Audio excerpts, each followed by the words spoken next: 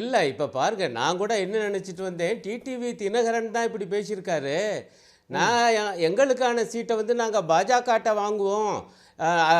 பாஜகவோட தான் பேசி முடிப்போம்னு சொல்லி தினகரன் தான் அப்படி சொல்லியிருக்காரு. ஆகவே இதிலேயே வந்து அதிமுக தலைமை என்பது அடிபடுதேன்னு நினைச்சு நான் ஆரம்பத்துல பேசினேன். இப்ப பார்த்தா தமிழ் மாநில காங்கிரஸ் நண்பர் அவர் அதை விட ரொம்ப தெளிவா என்ன சொல்றாருன்னா, ஐயா நாங்களும் பாஜக கிட்ட தான் சீட்டு வாங்குவோன்ட்டாரு. ஆக இப்போ பார்த்தா அதிமுக தலைவர் எடப்பாடியாருடைய தலைமை ஆளுமைங்கிறாங்களே, அந்த தலைமை ஆளுமை என்பதை அப்படியே வெட்டி வெட்டி இப்போ கடைசியாக எங்கே வந்து நிற்கிதுன்னா, பாஜகவுக்கு எவ்வளவு, பாமகன்னா அது இப்போ பாதி மக்கள் கட்சி தான், பாட்டாளி மக்கள் கட்சிங்கிறத விட அப்பா தனியாக போயிட்டார், பிள்ளை மட்டும் தான் சேர்ந்திருக்கார். அப்போ அவங்களுக்கு எவ்வளவு என்பதை மட்டும்தான் எடப்பாடியார் தீர்மானிப்பார்.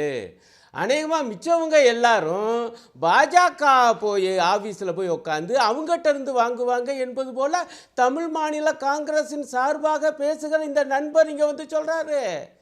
இது வந்து ரொம்ப இப்போ எனக்கு இன்னும் அதிர்ச்சியாக இருக்குது.